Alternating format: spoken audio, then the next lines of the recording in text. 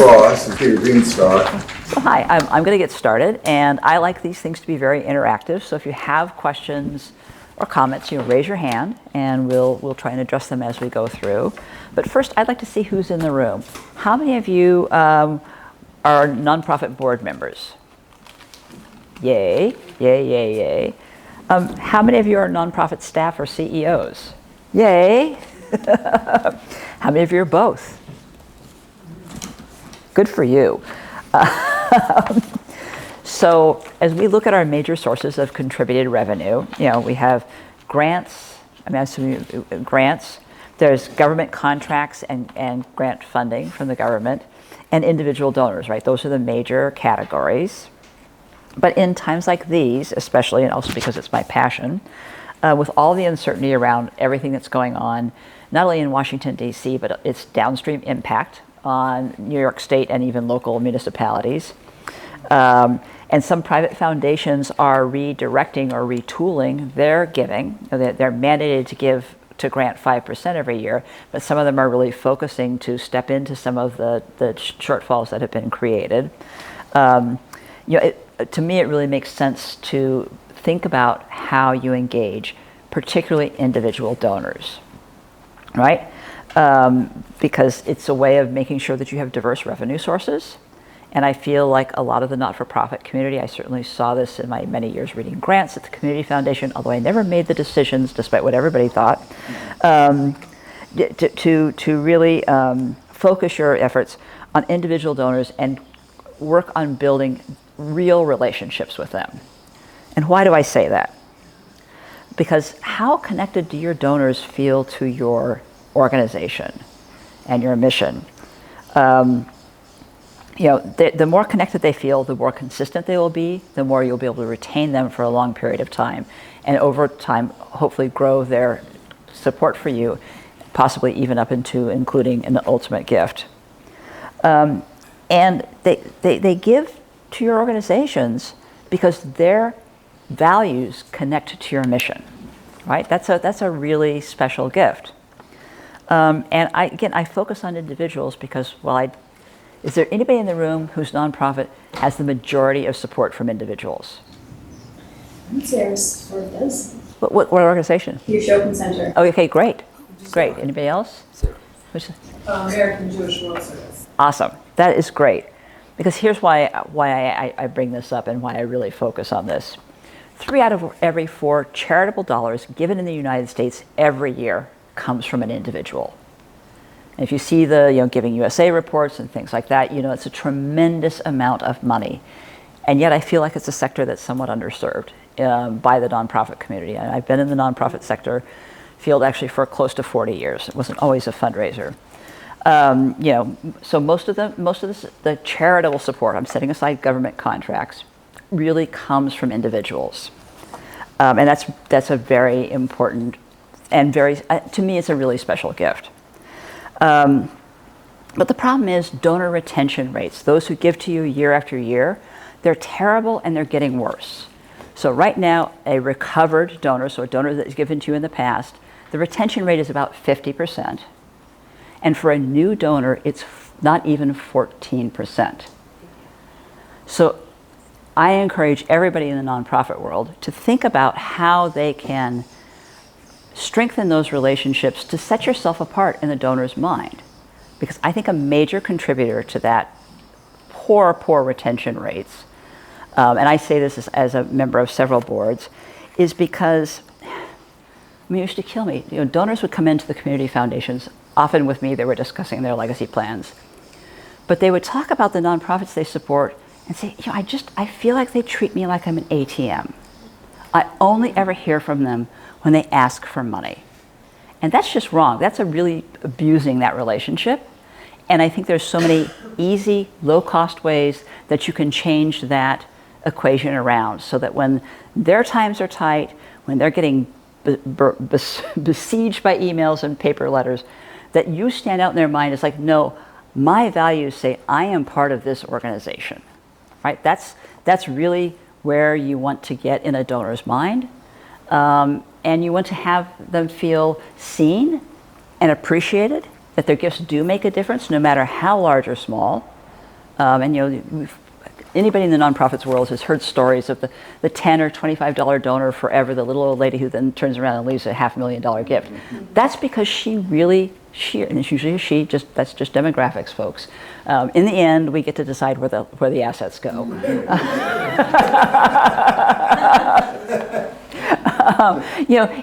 the end, they felt that their values and that organization were a good fit, and they were in effect part of the family.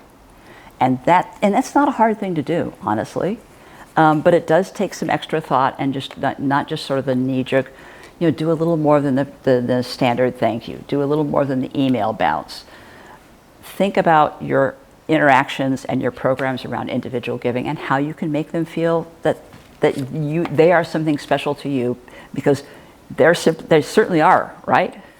They certainly are. And I think in my experience I have proof of this in my own experience, that increases retention rates dramatically.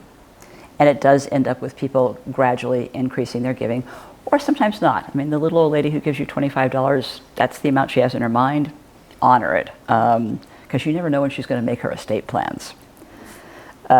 So that's my main, and I'm happy to talk about it. I have a lot of tactics and ideas that I can suggest, but that's sort of my main message. And it's really, it can be as simple. I was telling Peter, we had lunch the other day, when I was at the Community Foundation, we got a lot of gifts. But there were people, either if I knew them, or they made a larger gift, or they made an unrestricted gift, because most of our gifts were restricted. I always had the thank yous pulled out, and I just scroll across the bottom of the letter. Thank you so much, it means so much. Actually, one of these donors, who's a person of fairly significant net worth, stand up in one of our thank you events and say, and how many organizations can you give to where you always get a personal note from the CEO? I'm spending 10 seconds writing that in my very bad handwriting, I might add, across the bottom of the letter. Or, sometimes I would, when things were slower, I would pick up the phone and call, leave them a voicemail message. Never expected to hear back, but I then would hear later on how much that meant to them, that I was calling, saying thank you, the gift meant a lot to us, and no ask. So occasionally somebody would pick up the phone and was like, and is that all? Yeah, I'm just saying thank you. You're not asking me for money? No. No. That's how on guard people are about charitable giving. And I think that's not good for the sector. And I think it's not good for society. And is there a question? Did I see somebody start to raise their hand? Yes. So there are all sorts of strategies. You mentioned a couple, writing a note or calling somebody, but are there other specifics that you might want to mention? So one thing that we've done, I'm on the board of the Walker Valley Land Trust, among others. We've done, and we did this at the Community Foundation, we've done what we call friend-raisers. Again, so you get somebody who's an existing supporter, invite a small group to their place, little noshies, do a little bit of information. So your supporters know people who share their values, right? Invite a few folks in. It's a couple-hour, really low-key event, not expensive. With any luck, the host actually does the whole thing for you. And then just have them give a brief testimonial. You can follow up or not. I will say at the Community Foundation especially, we almost always received significant payback from that over time. This is a long game. Yeah. So little things like that. The thank yous make a big difference. If you're an organization that does like educational events such as this, or walks, or museum, talks at your museum, ask your board members to ask people they know to come join it, so they get to know your organization without there being a direct ask involved. Right? And I specifically focus on engaging board members, because I don't think there's a nonprofit, certainly in the Hudson Valley, that has enough resources to do the whole, right, to do everything. And as a board member, as a peer, as a leader in the community and of the organization, if somebody they know is that they know share their interests comes along with them, then it's an easy way for them to get engaged and think about joining or supporting your organization. And I'm always surprised at how tentative a lot of people feel about coming out to an event where they don't feel like they may know anybody. right? Where it's like, well, this sounds really interesting, but I don't know if I'm going to know anybody there. I mean, people are remarkably shy. You know, and so that having a board member, having a peer of theirs, having a friend of theirs saying, come along, it'll be a lot of fun, like lowers the threat level, right? And I think also reassures them that it's not going to be like you're going to pin you in the corner and ask you for money. It's like, you know, we're going to come do a walk on this trail, or, you know, we're going to, you know, I know that you're interested in maritime, you know, why don't you come along with me to this lecture? It'll be a lot of fun. Or to the, you know, obviously the D&H Canal Society has tons of this. And that's how you build out your networks of supporters. Anybody else? Yeah. What's your opinion on membership programs and giving levels? I hate them. So here's the thing. A lot more people think they give to you every year than do. They often, it's not unusual, 14 months, 18 months. And giving levels actually tend to lock people in. I mean, I think you have to put them on your ask strings and things like that. But I'm not a big fan of membership levels because it, like I said, I do feel like it locks folks in. And the other piece is that it doesn't necessarily encourage an upgrade. So we actually transitioned, and it's very, very challenging to keep track of. And then if you have membership, like benefits alongside of it, that can be, because again, you'll get people say, well, I'm a member, I've been supporting. Yeah, I have a question about Yes. this. We are really struggling with this since I came to the museum with you 10 years ago, is the people who want to be members and they give you a membership check and they have benefits and they want a card, or they used to want a card, and the people who just donate. And that, how do you we used to give everybody a membership when they gave a donation. We'd try to get it close to their level. And then a lot of people were saying, I didn't ask to be a member, because they think that that's a commitment, an annual commitment, and they get angry. So now we have these two different groups that it sometimes feels very weird to have a $1,000 donor not be a member. It's just the strangest, I feel like it's a dying model. I mean, I take issues supporters. I mean, at the Land Trust, we did away, on my strong recommendation, with memberships 4 or 5 years ago because of that confusion, and because then people will go like, well, but I'm a member. I know I gave to you. I know I gave to you last year. You look, it'd probably be 14 or 15 months, and some of that's just because your renewal cycles. It's hard to get out those renewals in time. The only thing that we're pretty generous at the Land Trust with the business sponsorships have levels. So, and as they do here, which I think makes sense. But for the most part, for the individual person, we track their data really closely. Most people do not.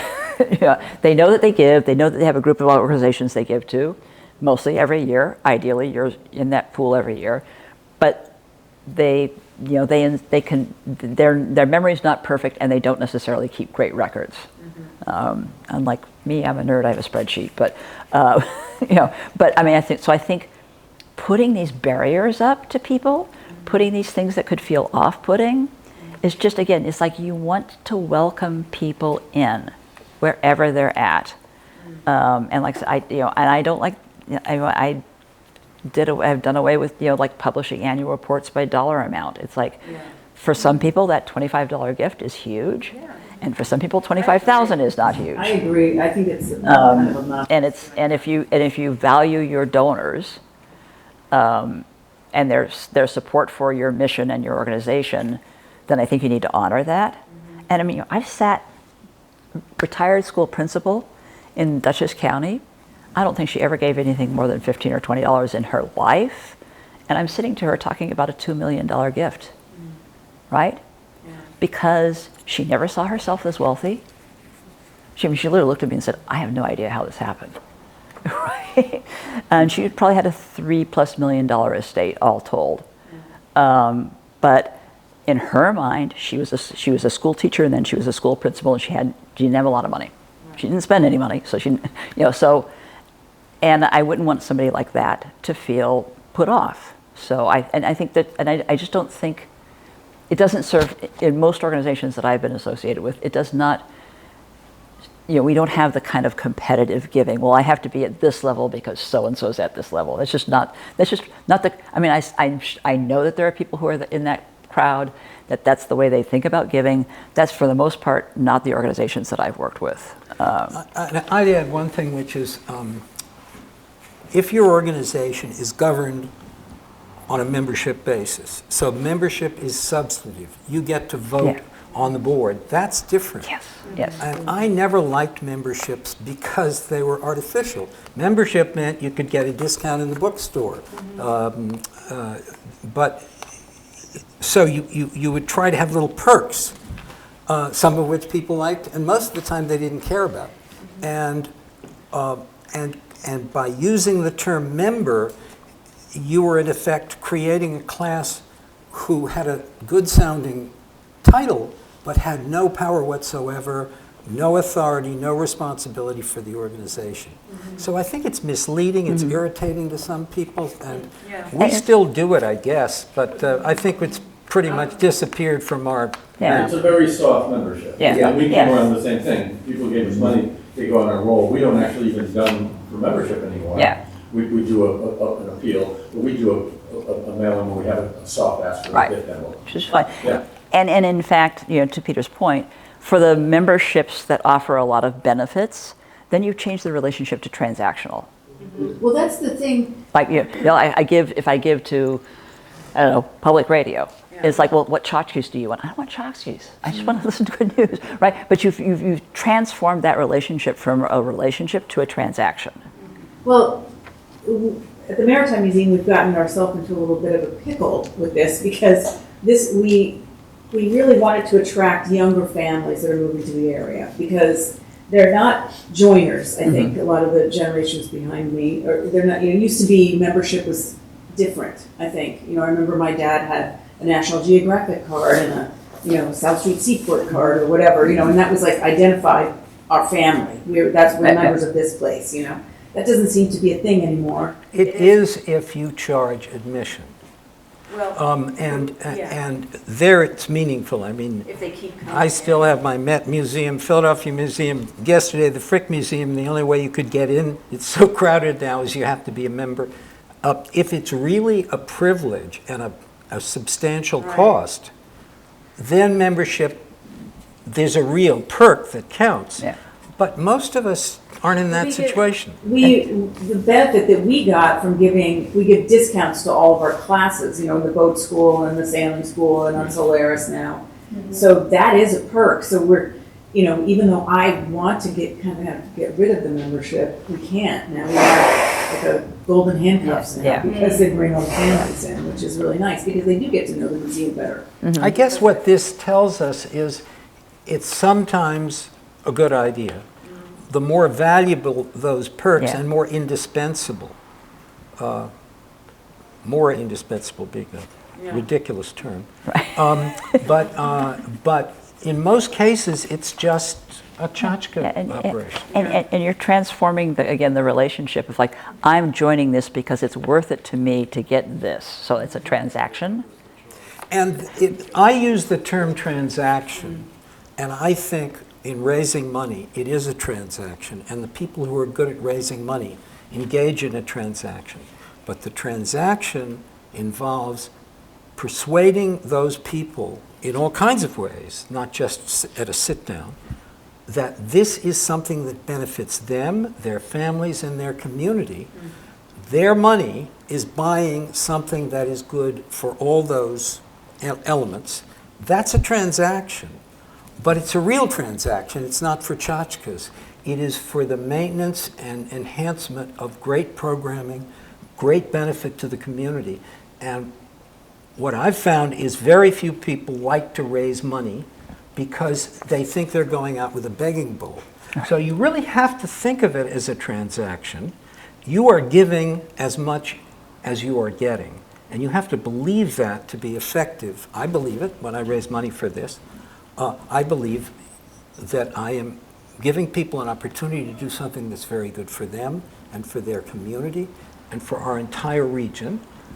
And it's an even bargain. And if they give more, it's because it's painless to give more. Okay. Because they can afford more. But it's not about tchotchkes at that It's point. not. It's about their values. I saw questions over here. Could I hear a sample pitch? Well, you really appreciate the value that the Canal Museum brings to this community, the fact that it brings folks into High Falls, that it educates them about the various, programs and the history of this region and the sort of its role in the start of the transportation area, the communication era. And I really hope you'll join me in supporting this organization. Now, if it's a major ask, I'm going to have an amount that I'm going to put out on the table. But I really hope you will consider joining me with a gift of blah in supporting. Say the amount out loud. For a larger ask, absolutely, absolutely no. I don't shy away. Believe me, I do not shy away from asking. I got into this career by accident, and at the end of my first gig, did okay, and like all anybody wanted to talk to me is like, you mean I can have these great jobs and all I have to do is ask people for money? Done. But it's really fun. Yeah. Once you do it well, it becomes cumulative because you realize it is an even bargain. Yeah.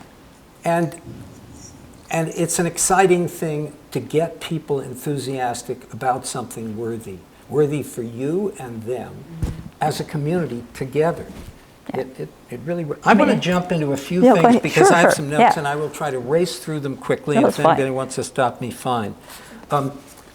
When we got this idea, I was originally going to talk about something to do with Harvard, and I thought, well, that's puffing. Now I think people look at me with pity. So things have really changed. But I was asked to take over fundraising for my class at Harvard at a certain point. I guess I was about 40, 37, 36, I don't know. Anyway, and I had been raising money for other organizations, and I was invited to boot camp, development boot camp. And the lessons I learned there are ones that have played out ever since, and all have made sense. So I wrote some of them down, and I will run through them.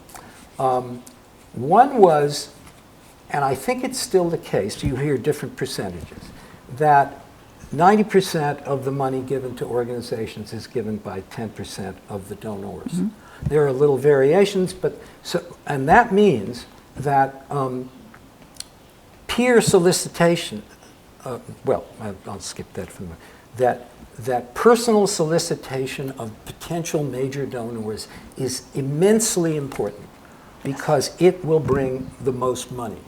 And the reason that you spend huge, and Harvard and Princeton and SUNY New Paltz and everybody, large organizations spend a lot of money and with very little return at the low end. Mm-hmm. And the reason they do it is twofold.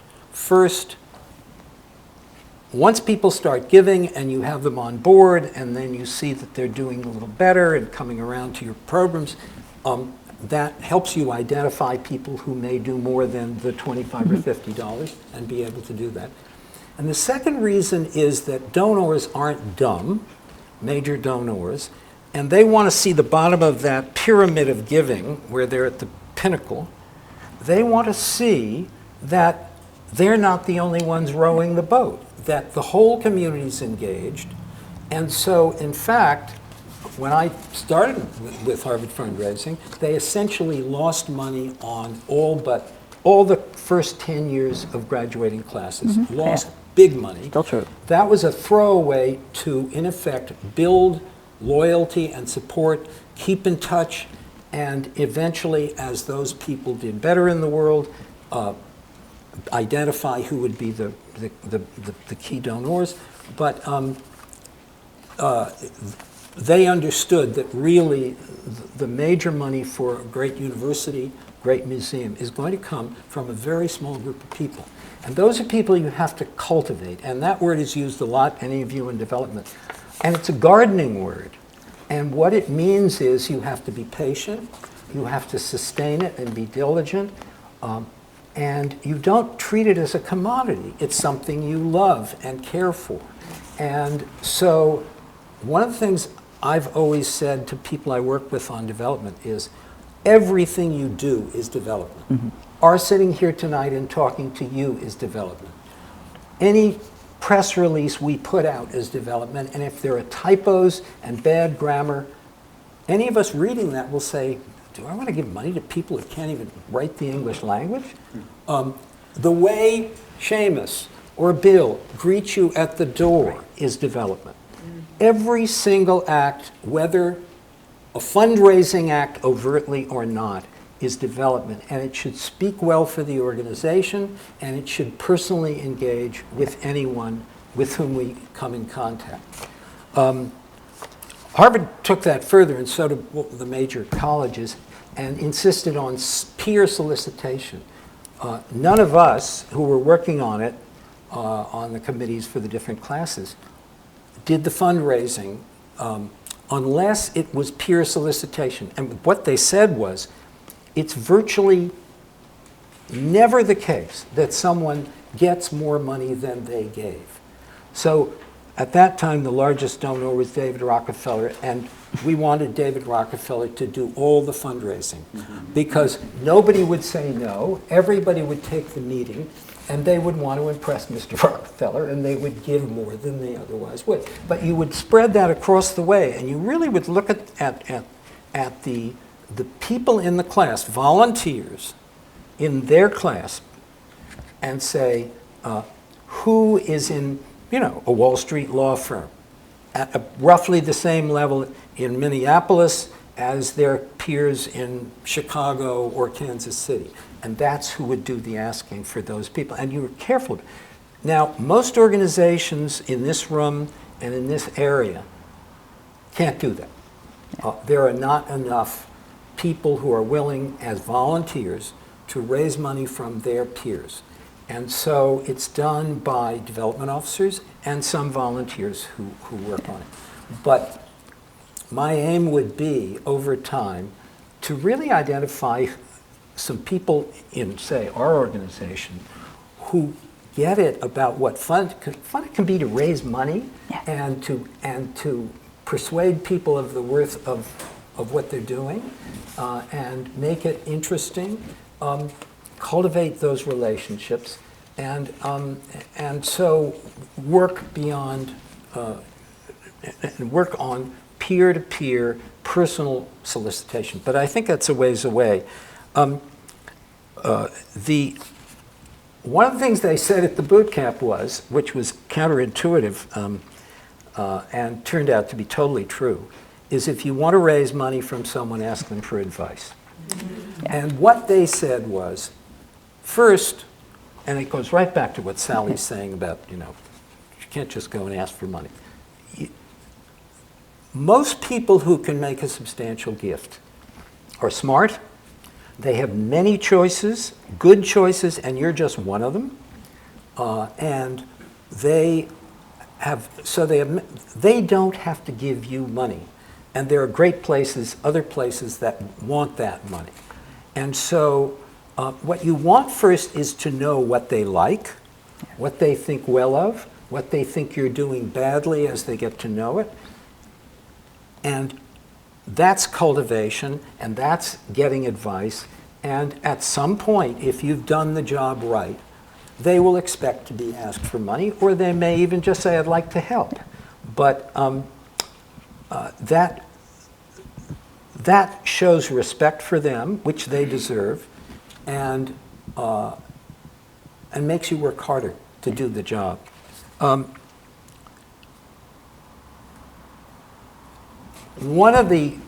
There are small details in fundraising which have huge impacts. And we talked about this a little. Okay. A very wealthy lady who gave huge amounts of money in Princeton, where I live, said to me when we were acknowledging some large gifts, she said, we will buy Crane stationery, or we will buy Audubon Society cards. We will write handwritten notes to these people. We will put them in the envelopes and hand write the addresses and the return addresses and use stamps, not a stamp machine. And people were stunned to get snail mail. They thought it was a privilege, and it's harder to do, but again, you're showing respect, you're showing gratitude, you're taking more trouble, and it made a major difference with those donors, and since then it's been something that I've tried to do myself, and feels better, really feels better than sending a form letter or saying to staff, please send the usual suspects the usual letter. This is really something that makes you feel good and makes the, well. And Peter, as a small mention of the same thing, the last fundraiser we did here, we used a form letter, but we wrote our names above the address on the return envelope. We wrote a note on it, and we got much more money. Yes. Part of what, yeah, you're absolutely right, and part of what was so hard about that, but we did the work, and now it's a matter of maintaining the lists, was that we asked the whole board and some very supportive people who wanted to help, who do you know? And here's a list of 1,000 people. And they had to go through it, say, these are the 6 people I really know well. And getting that organized was very difficult, complicated, but now we have that list, we can update it regularly. And that meant, right to your point about going to an event with someone you know, that they hit, it was the touch of someone they respected and sort of peer solicitation on a grand scale. But I think our annual fund went up 25 or 30% from last year, from the year before, because of that. And it was just remarkable. But again, you're showing respect, you're taking trouble, and everybody involved in that exchange feels honored by what happened. I'm going to jump to 2 more things and then we can go back to questions. One of the huge, by the way, we did not want to get into the politics of giving now because everything is up in the air. We hope we will do, we don't do January, February talks in this series. The first one is March. We hope that by March the dust will have settled and we will have a symposium maybe with a few more, 2 more, whatever, maybe not us, but with development officers talking about what's going on in the new world of giving and with maybe the federal government out of the business of giving and how it's all sorting out. Things like what Bill Gates has done, saying he's going to spend out his foundation and what's happening to college endowments, whatever. So I hope you'll all be back for that. I hope I'll be back for that. I will. But one of the dilemmas, even at the peak of giving a couple of years back, or maybe just before the pandemic, was, and it's true at the Metropolitan Museum of Art, and it's true at the Delaware and Hudson Canal Historical Society, is people like to give money to seed exciting programs, S-E-E-D them. Foundations particularly like that, but individuals too. They like to do bricks and mortar. Nobody wants to give to open the door, to pay the light bill, to pay the insurance bill, to pay operating expenses. It's almost impossible to sit down with a donor who wants to help you and say, just give us money to spend on keeping the place running. You lose them. It's very rare you get a donor who wants to give to that. They want to know that they're associated with a new wing or with a new program, and not necessarily with their name on it, but that gives them a feeling of direct engagement. And so the dilemma is, and I'm telling you, I know some fundraisers for the Metropolitan Museum who are in knots over this. They're having trouble paying their staff. They're having trouble paying their expenses. And meanwhile, if they want to buy a Velázquez, they knew who to phone and get $150, $200, $300 million in 24 hours for that. So we don't quite have that scale of problem here, but it is a real problem. And we solve it with two things. One is the annual fund, which we've figured out how to make more personal and more effective. But the biggest is a gala. And organizations do galas. And one of the real faults, I think, of galas is they are just parties with really bad food, terrible wine, and good entertainment, and everybody dresses up. We try to make our galas on mission. Any of you who've been to them, is they are not teaching events, but they do have themes that tie into our history and what we do, and people have enjoyed that. We also pay a lot of attention to food and drink. And so that has been an effective way for us to raise. Without the galas, this place could not survive. And we've raised money for a new canopy. We think we will be raising money shortly. We're very optimistic about some donors for the Telegraph building, which we're going to be doing. And that's relative to operating funds, easy money to raise. The really hard stuff is the operating funds, and that's a dilemma. And Yeah. So we hope that'll our gala will work out. But in the stock market environment that we may have over the next few months, it's possible that a lot of those donors will disappear because they may be worried about inflation and a collapsing dollar and heaven knows what.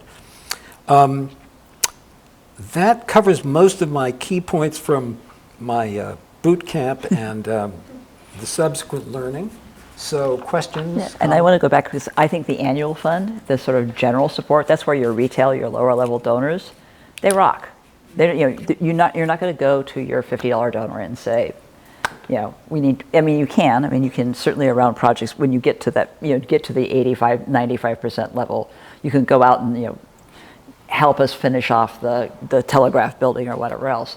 But your bedrock are, if you can keep them and you can engage them, are these annual, regular donors who do not see themselves as big donors. I'm not, I'm not a peer of most people that I've solicited for larger gifts, but I don't have to be because that was my job. So they cut me a little slack.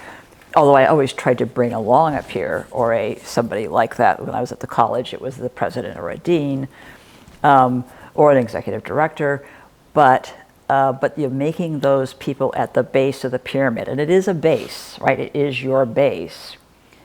You have to spend as much time and energy in many senses because it is more trouble to do the handwritten stuff, to maintain them and keep them engaged with you, and to not make them feel like, well, they only want to talk to the big dollars about this, folks, or and I don't otherwise hear from them.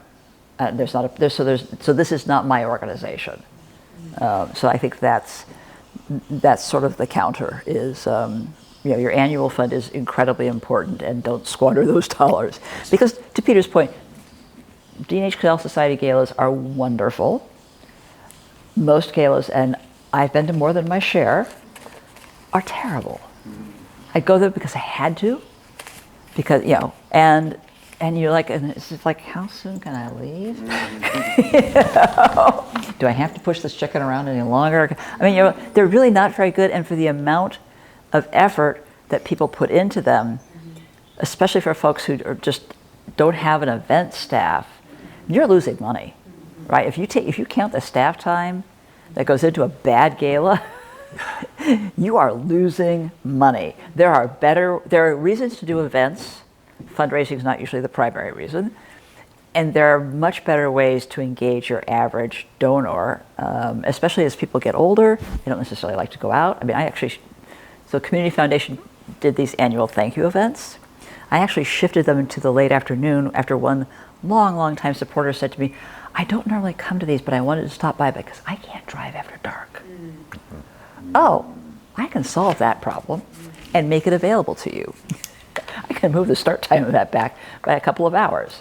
But I had to be willing to listen to them and to appreciate the fact that this was not a major donor, but somebody for whom this organization was very important. And that she undoubtedly spoke to plenty of other people on their behalf without knowing it. So is to know your audience. I'd love to hear from anybody who's got some answers to all these dilemmas. Well, and actually, where does crowdfunding fit in here? Because I've raised money successfully for a couple of things, thousands of dollars, not tens or hundreds, but So what do you do with those donors afterwards? put them on the mailing list. Yeah. Have you engaged them? Aside from the mailing list, See, that's my problem with crowdfunding. I mean, we just had a giving day here in the Hudson Valley. I'm sure you all know that the Tuesday after Thanksgiving. I counted. I lost count after 99 on Giving Tuesday last year. If that is the beginning and end of what you do on a giving day or a crowdfunding, you're losing ground. You're not retaining them. You're not engaging them. You're not engaging them in the mission. So think about the effort you put into some of these things and think, look, is that the best use of the limited bandwidth I have, or can I reconfigure how I think about doing this individual donors, or come up with an engagement plan beyond just getting mail from the organization, so that it doesn't. I mean, I do give to a couple of international aid groups. I know they do good work, but honest to God, 11 months of the year, their stuff comes in the mail and it goes right into the recycling bin because I know it's an ask for money. Same thing with their emails. And I don't want to stop doing. Yeah, I feel like for me, that's something that feels important to give to, but I'm never going to make a major gift to them. They're not going to be in my estate plans. And I pay no attention whatsoever, except I'm sort of a creature of habit. I sit down in December and make most of my gifts. So there you have it. And so I don't feel at all engaged by them. And I'm talking about one of these organizations I've probably given to for 15 years, without fail. But I do not feel any sense of true engagement. I connect with their mission.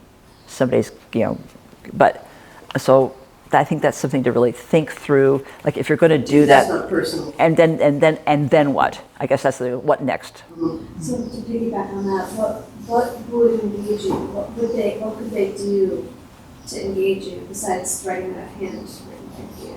I have an example. Yeah. One thing we do at the Jokin Center is we have these, and not every organization has these, but we have these 2 music festivals. So we do what we call donor gratitude receptions at the start of each festival. And we invite donors, we invite prospects, we invite friends, we invite anyone, and we try to create these more engagement relationships, and we do a little concert for them and food, and we get up and thank them and emphasize that it's about gratitude. That's one thing we do. Yeah. And then we do personal emails to every single person, regardless of either myself or my associate does a personal email or a phone call. Yeah, that's great. We split it up between the different donor levels. And then you start to generate conversations, and then you start to feel out who's interested, because a lot of times if you call someone, they're like, oh, they don't want to engage much longer. Right. But some folks want to talk longer, and they want to. And they'll tell you why they give. They're the ones you build that relationship with. Yeah, I mean, that's an excellent way of doing it. And that's the other thing about engaging and understanding what lights people up is you have to have engaged with them. So you have an informal event, or you have a conversation, or you're walking with them on the walk or the educational program. And if you stop talking long enough, this is always a challenge with some academics, they will tell you an awful lot about themselves and why they support your organization. And if you're going ahead for a bigger ask, that's incredibly important information. And I can't believe the things people tell me sometimes. So, but it's that active listening of like, oh really, But once you get people to open up, it's easy. Genuinely interested. Yeah, and they'll tell you it's this or that. Which reminds me of 2 mistakes that I've seen made often. One of them is when you have a captive audience, which we have tonight, but in a fundraising environment, a gala environment particularly, what happens is my wife she's retired, a school teacher, and once a teacher she supervised complained that She said, I taught it, but they didn't learn it. And of course, her reaction was, if they didn't learn it, you didn't teach it. Yeah. And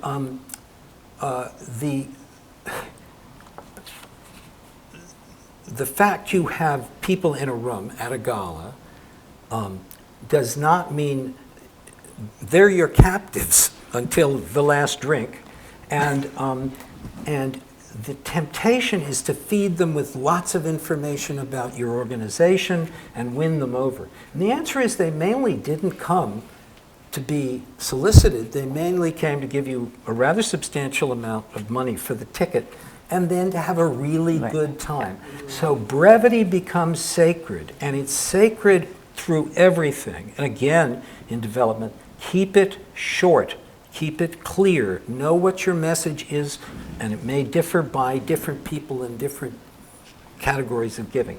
But don't impose on, and I've learned this the hard way, don't impose on people whose attention you've captured. The other thing was, many years ago, I was running what seemed to me to be a failing nonprofit.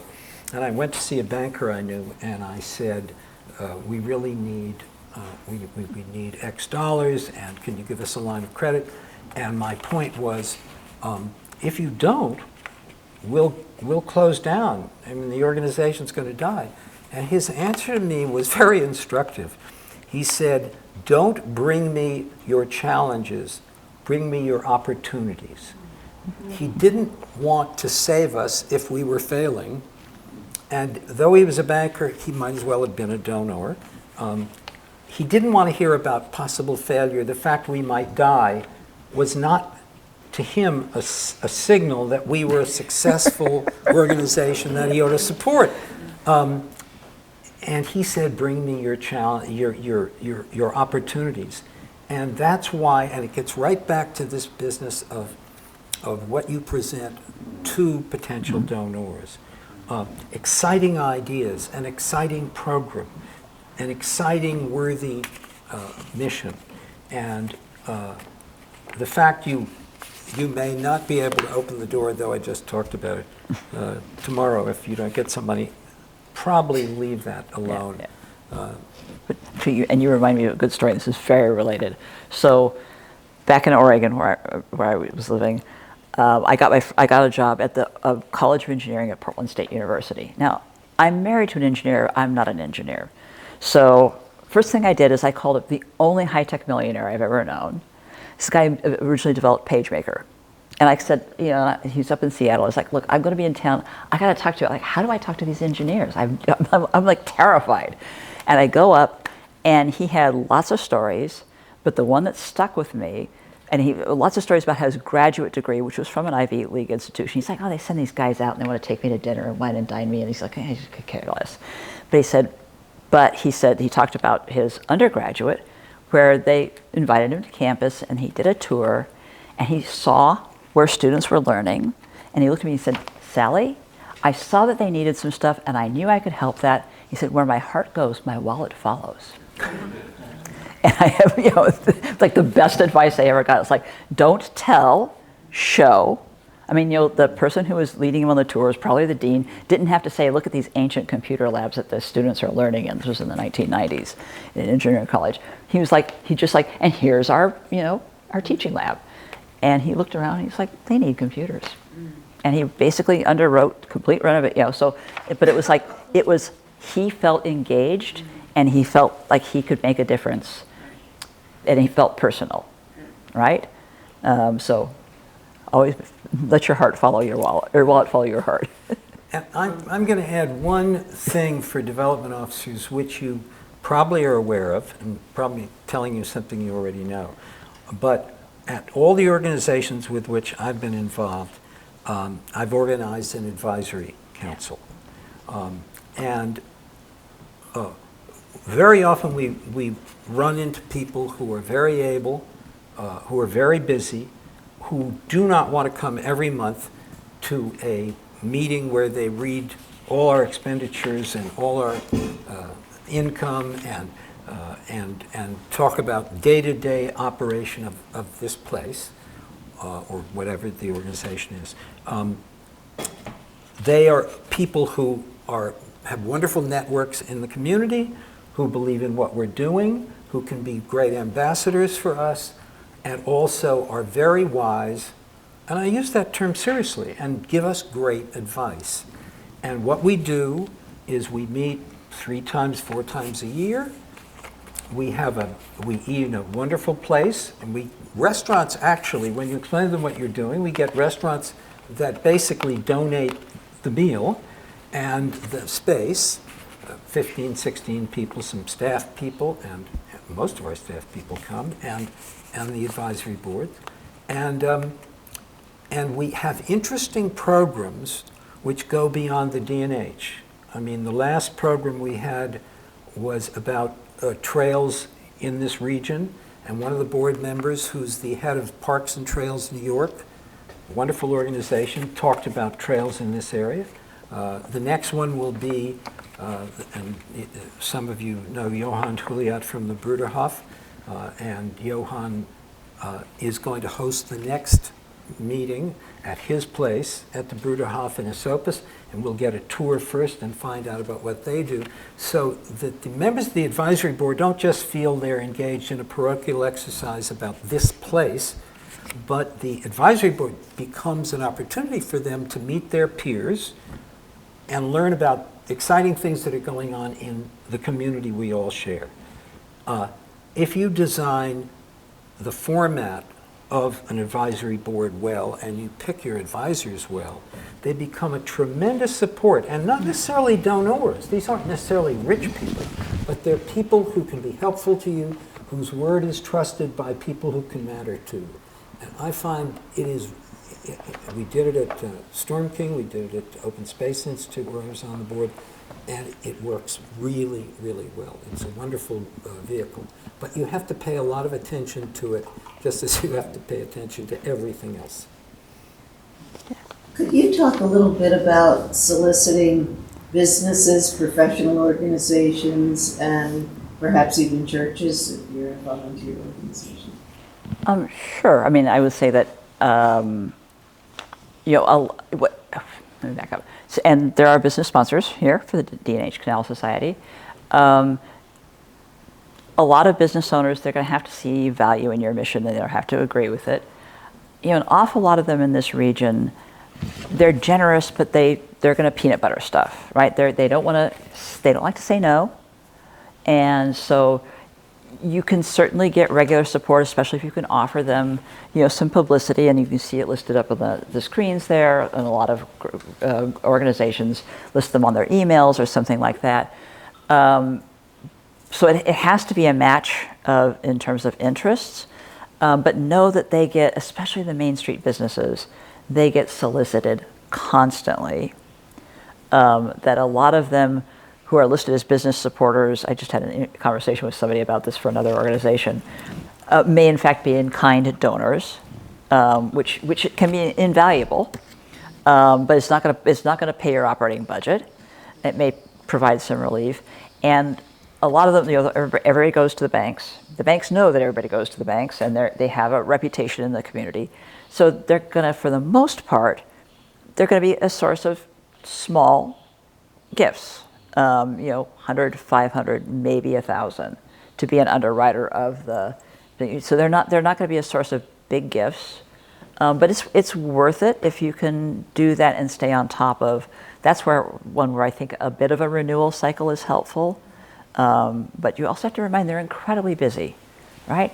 I mean, especially these Main Street businesses. I've served on the board of the New Paltz Chamber of Commerce for many years. And, these are great people. They're really committed to the community, and they are running like 24/7. They're trying to keep their businesses afloat in challenging times. They're always challenging times, and they get a million solicitations. So it helps to have a personal relationship with them, to be a customer, to be somebody whose face they see, and to have, and then in some cases, I mean, there was one bank when I was at SUNY New Paltz at their foundation, who was like, "This is what you need to put in your application so that I can justify this support." to my bosses, right? I had to give like audience numbers. Who's going to see this? Who's going to? So he's like, yeah, you're a college, you're great, you do wonderful work. Tell me how many. So that was what he had to prove to justify like a $500 gift. And again, it helps to have a relationship with them because this person was completely comfortable telling me this, like, I want you to write these things. But it's not going to be a source of huge revenue. And it's not going to be something you're likely to get much of if you just drop it over the transom. You know, just as it makes sense for the gala to be on mission, I think, business people are more likely to give you something in kind because that's on mission. If they give you, a restaurant gives you dinner for two, when you have that, say in a raffle or as a door prize, everybody sees that X restaurant, you can get that, and it's cheap for them to give because they're giving at wholesale and you're buying, thinking retail. So you're more likely to get in-kind gifts than cash gifts, and they can be very valuable. If you have a fundraiser, something like that, where you're not actually soliciting for money, if you have 5 or 6 items that have been donated, people usually pay more than they're worth, and sometimes don't even pick them up. And meals, it's notorious, only about half of them are ever collected.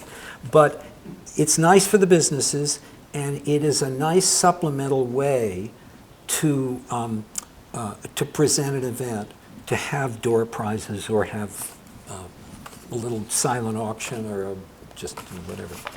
But yeah, I think it's very unusual that I love that thing about spreading peanut butter, was that? Yeah, peanut butter. Yeah, that's the pattern I've seen, is they want to give a little to a lot of places. And if they can do it in kind, it's even better for them. And they want to get maximum. I will not name the name, but there's a local bank that just had everybody comes and gets their check at an awards ceremony, right? Where they do and the checks are modest, and everybody got the same amount, but they have they do the picture and they use so they're buying goodwill in the community. And so you have to weigh what is. So I'm thinking about things that are on mission. Now I'm making this up, but if you were a legal aid organization, would the lawyer organization that gets into tough legal issues, doesn't it? I just made that up. Yeah. No, but that's a good example of what probably won't work. When you get into that kind of But even accounting, legal, professional services. I was thinking actually personally about a literacy organization that goes to teachers organizations. I mean, is that something that's worth a try, or is that just I mean, the teachers, that's a good match, right? There's a vested interest and a missions alignment there, so that's a good match. But you look at the business sponsors for the D&H Canal Museum. Ollie's Pizza is quite there and prominent, right? Because Ollie's Pizza does well when High Falls does well, and unfortunately, there's not a lot of Ollie's Pizzas in High Falls these days or anything. So there's mission alignment. There's also just pure business sense, right?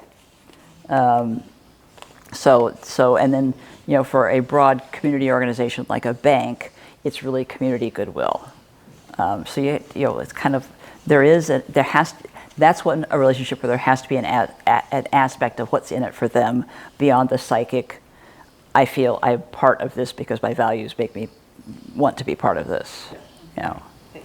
I think I'm going to suggest maybe a couple more questions, and then we don't have to run off, but people here may have to. So why don't we take a couple more questions, and then if anybody wants to stick around and talk to me, or more likely to. It's a comment rather than a question, addressing that point. One organization I worked for assigned the fundraisers a prospect in all the ways, shapes, and guises he or she could give. So that meant personal gift, going out to peers, looking to see if he's on or she is on any foundation boards, any corporate boards. And that's how we would find someone like, we wanted to find a law firm who was sympathetic to our cause, can you direct us? Yeah, That's part of it. the law thing was a red herring. Right, but, yeah, for whatever, yeah, for whatever. I mean, for me, it was pharmaceutical industry reaching out. Okay, so it can be any. Yeah. Okay. Somewhat related, I was wondering if you would share some tips about managing a prospect pipeline. So, are they a prospect or a suspect? That's my first question always. I had somebody ask me, I gave a presentation last week about like a wealthy individual in this community, and I was in a particularly forgiving mood at that moment. It's like, do they have a connection to your organization or anything like your organization? No. Do you have any indication that they are philanthropic? No. You know, this person was asking about how to get to somebody because they had a lot of money. They appeared to have a lot of money. Let's firstly say that's the first. They appeared to have a lot of money. That's really hard. Now, your board should be able to help you start to build the network. I mean, so good prospecting is really about network building, right? And that's where the peer-to-peer, I'm on the board of this organization because I really believe what they're doing. I hope you'll come with me. Or I've put you on the list because I want you to hear about the upcoming events. You know, cold calling, opening the phone book, looking at the person who drives the nicest car down the street, it's kind of a reach. Yes, you know, lightning can strike, but it's not likely. And I think, depending on your capacity, if you're really doing everything you can with the people who are already there with you and working with your boards to bring in their networks, that's often the extent of most organizations, unfortunately, bandwidth. Were that it were more. But you know, don't go looking for the shiny object down the road when you're sorry, I've been in this business too long. When you're not paying attention to those that are already here with you. So if you're looking at your kind of portfolio of all the different types of prospects, you're looking at your major donors first, those individuals that are already giving at a significant level. Yes, and you're absolutely. looking at every year, how do I potentially increase that person's giving on another level? And then I'm just like visualizing my own spreadsheet, all my different ads. Yes. And sometimes there's so many categories of people that attend events, and so I'm always just curious about the tips that people have in managing all those different pools, so that you're being the most efficient with your time. I mean, you have to build relationships. Asking for advice is a great thing. Engaging with those who are, you look at anybody who's given to you for more than 3 years. That's a flag. Right? That's a huge flag given the retention rates. Do you know anything about them? Do you know why they give to your organization? You know, that's a good place to start. Ask your board and your advisory committees, your advisory boards, to be ambassadors for you. Can you? Do you know so and so, and you think that they might like what we do? Can we go have coffee with them? Because most board members, most advisory committee members are not comfortable asking, and they're not comfortable even picking up the phone and necessarily cold calling. But if it's a really soft thing, like, let's go have coffee, let's get together for breakfast, that's not threatening. And if you're going in for a big ask, the person if they've agreed to meet with you, they know they're going to be asked. That's the easy part, right? It's getting to that point that takes the most work, which is why they always say, at a minimum, cultivating a major gift is an 18 months to 2 year process from cold to, so you really have to be in it for the long game and start where you are and work out rather than, I feel like a lot of nonprofits really kind of peanut butter themselves also. Like, I'm going to do a give day here, and I'm going to do this, and I'm going to do an email blast here, and you don't pay any attention to the folks who are right here with you. How do you know how much to ask? If I'm at the point where I'm doing a personal ask for someone, I have their giving history. I may have a sense from other data in the community, and I have a sense of what they're interested in.